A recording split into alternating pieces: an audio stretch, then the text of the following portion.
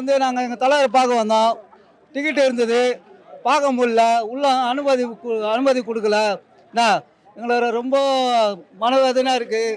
இந்த போலீஸ்காரங்க வந்து அவங்களுக்கு தான் சப்போர்ட் பண்ணுறாங்க, டிஎம்கே ஆளுங்களுக்கு. அவங்கள தான் இது பண்ணுற போல். சன் பிக்சருக்கு அவங்களுக்கெல்லாம் எங்களுக்கு வந்து ரசிகர்கள்லாம் எதுவுமே பண்ண மாட்டேன்ற போல். நான் வந்து திரைசகம் ரஜினிகாந்த் ரசிகர் மன்றம் ஏன்னா 89 திறந்தேன். நான் என்னோட மனைவி அரசியல் ரொம்ப இது அதை கீழ்ச்சி போட்டு தான் வந்தேன். இப்போ உள்ள அம்பலான்ட்டு கம்முன்னு வெளியே வந்துட்டேன். இல்ல இப்போ நிறைய பேர் இங்க ஒரு 1000 பேர் கிட்ட இங்கே எல்லாமே இருக்காங்க. கோரிக்காங்க. நான் என்ன சொல்றேன்னா எல்லாம் இப்போ ரோட்ல நின்னாதான் ஒரு தீர்மானம் கிடைக்கும். இவங்கெல்லாம் இது வரமாட்டேன்றாங்க. எங்க ரசிகங்கள்லாம் எப்படி தெரியுமா, ரோட்ல போனதான் ஒரு தீர்மானம் வரும். போலீஸ் அடிப்பா, அப்போலேருந்து அடி வாங்கினா இப்போ அடி வாங்கலாம். அவருக்கு 75 வயசு. 75 வயசு. இப்போ 50வது விழா கொண்டுறாங்க. உள்ளதான் கொண்டுறா போல எதுவுமே பண்ண மாட்டேன்றாங்க. நான் என்ன பண்ணுறது சொல்லு. ரசிகங்க வந்து எதுவுமே பண்ண மாட்டேன்றாங்க.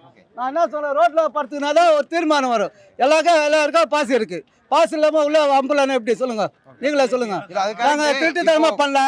இந்த போலீஸ் அதிகாரம் அவங்க தான் வந்து இது பண்ணுறாங்க. இப்போ பல பேர் கேட்டு நான் உள்ளே நின்று அந்த உள்ளே போனால் அங்கேயும் அம்பல கேட்டானா சீட்டு ஃபுல்லாக ஆயிடுச்சாண்ணா. அப்படி உங்களுக்கு தெரியாமல் எப்படி பாஸ் வச்சுருப்பாங்க.